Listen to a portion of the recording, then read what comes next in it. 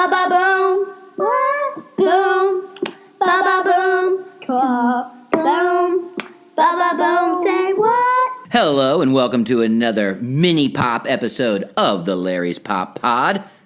I'm Chris Larry. I'm Amelia Larry, and today we are going to hear about the Emoji movie and the reviews, and we're going to talk about the new Zelda Breath of the Wild.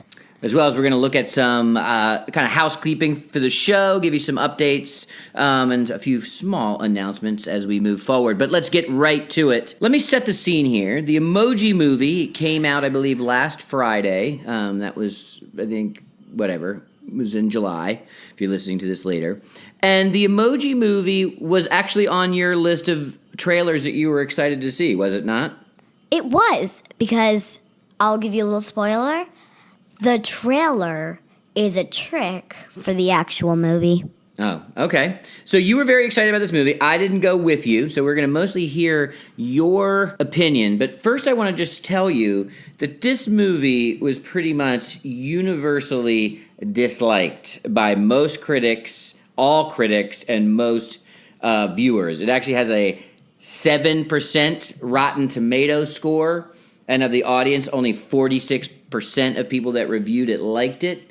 It also, on Metacritic, another movie aggregation website, review website, said that there was, quote-unquote, strong dislike for this movie. So, Amelia, give us your review of the Emoji movie. I agree with the critics out there. I thought the trailer looked good. Everyone was excited for the Emoji movie because, duh, it's emojis. I was excited for it because, it's the first Emoji movie. But it doesn't give you much enjoyment. So I like emojis. Everyone likes emojis. So the idea of the movie, I was like, okay, I could see that. It's a little bit like Inside Out. It's a little bit like other movies that kind of make characters out of things that aren't alive. And emojis are cute and fun. So I thought, it could kind of be like a Minions Junior type of thing.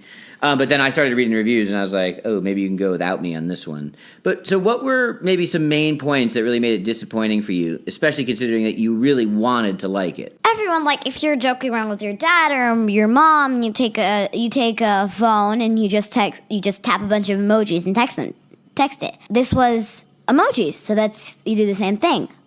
But this movie's not about that. So what is it about? It's about an emoji, meh, which is I don't care face. He wants to be a meh. He has all these different feelings. He's happy. He's exciting. He puts on glasses. He turns into a bomb. He turns into a dead emoji. It's crazy. But that's the thing that's weird about that. I think they just made emojis not fun. So that was the number one problem with the movie, was it made one thing that is almost universally liked and represents fun seem not fun. Yes. Because emojis are cute, but they're not cute in the movie. What would you say was the number one problem with the movie? The number one, there's a bunch of different places, like there's an apps and there was a cloud above the phone where you get your Wi-Fi and all that. I think the most weird part from the emoji's perspective, is it's that they have to act one way their whole life. But for me, it's cool they see all the apps and everything, but the worst thing is kind of getting there and you realize, oh, that adventure was stupid. I want to go back and I want to be myself. Oh, so the basic plot of the movie was dumb? Yeah, like you did the whole adventure. At least you could, like, in the middle, it's like, I noticed I wanted to be myself. Let's go back. That stuff. So what would be, if you were to make your own emoji movie one day, what would be a story you'd like to tell about emojis? I would like to tell that, so the person who is using this phone, he uses emojis all the time, or he or she, and he uses emojis too much, that emojis have to try to run away from the phone because they're getting used too much and they'll die or something. That was in the movie, or that's what you'd make? That's what I'd make. Oh, okay. So, like, emojis were being overused. Okay. Well, that sounds better than probably the Emoji movie. So it was on our list of movies that we were excited about in our summer preview episode, but it turns out to be thumbs up or thumbs down on Emoji movie. I mean, I think it's very close to thumbs down, so I'm going to just say thumbs down. All right. Another thing that we're probably not going to give thumbs down to, that we just got Zelda Breath of the Wild. Yes. That for the Wii U, that's the game system that we have, and we started playing it, I think, last week. So we're not super far into it, but we wanted to talk to the listeners a little bit out there and say, what we think so far of Zelda Breath of the Wild, and I can say this: so far we are having fun. So this is for all the video game people. As you know, we had someone send in something about the Xbox and Minecraft. So we know lots of people like video games. If you don't, that's okay. But this particular video game is so fun. And even if you don't like fighting, it's not all about fighting. It's about survival and that kind of things. Yeah, and solving all the puzzles. Couple things. Think of a couple things that we really like so far, because we got a long way to go, and we'll do some updates as we get further in the game. But we just kind of wanted to give our kind of initial impressions. I personally think this Zelda is way better than Twilight Princess. I found that the story in Twilight Princess got annoying. That little ghost character that was always talking to you. Sometimes you were a wolf, sometimes you weren't. I thought the graphics weren't that good. I mean, we had fun with it, but I think this new Zelda, it's a little bit more serious. It gets you into the action quickly, and we can talk about it in a second, but I love some of the survival stuff that you have to do. What's your quick first impression? I really agree with you. Twilight Princess is like all Zeldas, they're confusing. But Twilight Princess is confusing in a not fun way. And when you're playing video games, you want to have fun because you're playing video games. And there's some particular things in Zelda Twilight Princess that just don't really satisfy you. And there are some things in Breath of the Wild that don't really satisfy you too. But Breath of the Wild is better. It has survival. And when we didn't have Breath of the Wild, we thought Twilight Princess was better. But we realized that this new version of Zelda, this new perspective of Link is just better. So let's each name one thing that we really like so far about the gameplay in Zelda. The thing I like about it is that you eating food to regain hearts and health and stamina is so complicated in a good way. Like, you have to find food, you have to hunt for food, you have to fish for food, and then you have to cook the food. I don't know. Maybe it sounds really boring, but to me it adds a lot of fun to the gameplay. And when we were playing the other day, we were like, we're having so much fun doing chores in Zelda. Yeah, I really agree with you. Like, you find these peppers and you cook them, and you find meat and you cook them. You get seared steak or stuff. So what I like about it is that this game is adventurous. This game takes you on weird puzzles, and sometimes you even have to cheat and look it up because you can't find the answer to this. I don't think you're supposed to admit that, Amelia, that we look at sometime walk through cheat sheets, but we do.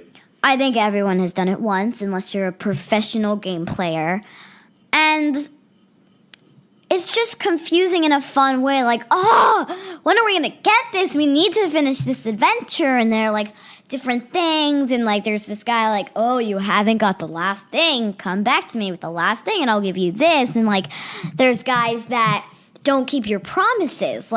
Give me this and I'll give me your paraglider. And then we give him it and there's oh, there's 3 more.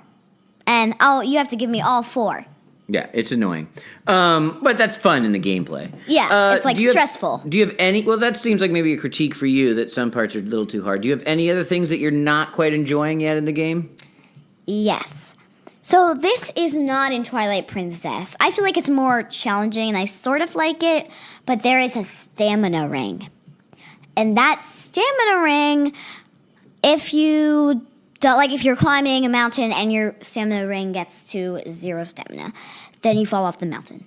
And you have to do it all over again. So you have to do it really good and you're swimming, you have a stamina ring. I don't think you should have a stamina ring for swimming. But I get why they put it there. Yeah, it adds a challenging element, I have to say. But it can get really frustrating because you didn't have to worry about that in other versions of Zelda. So we'll check back in on Zelda. Hopefully we'll finish it. I don't know, it may take us a while, but we'll give some updates if we start hating it or if we even love it even more. But we thought if you were wondering if you have a Wii unit out there or another way that you can play Zelda Breath of the Wild and you thought maybe it was for you, I can tell you, for me and Amelia, we are very excited about playing it. Get a Breath of the Wild in video games. That's right.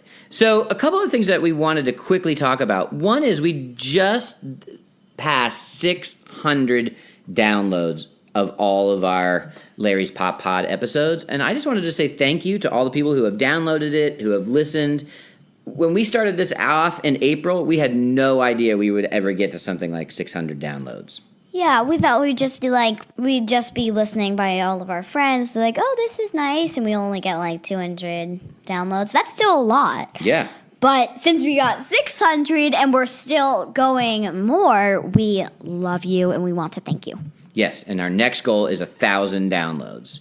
And the other thing is that most people listen to our show on iTunes, or they find it on iTunes, or iTunes is the sort of world's most popular podcasting app. So you can review shows on iTunes. So if you're listening to us on iTunes, we would really be appreciative if you gave us a 5-star review or whatever you think is appropriate, and maybe even leave some comments, because it really helps us, and it's just good to get feedback. So if you listen on iTunes, we are really asking and begging for you to give us a rating.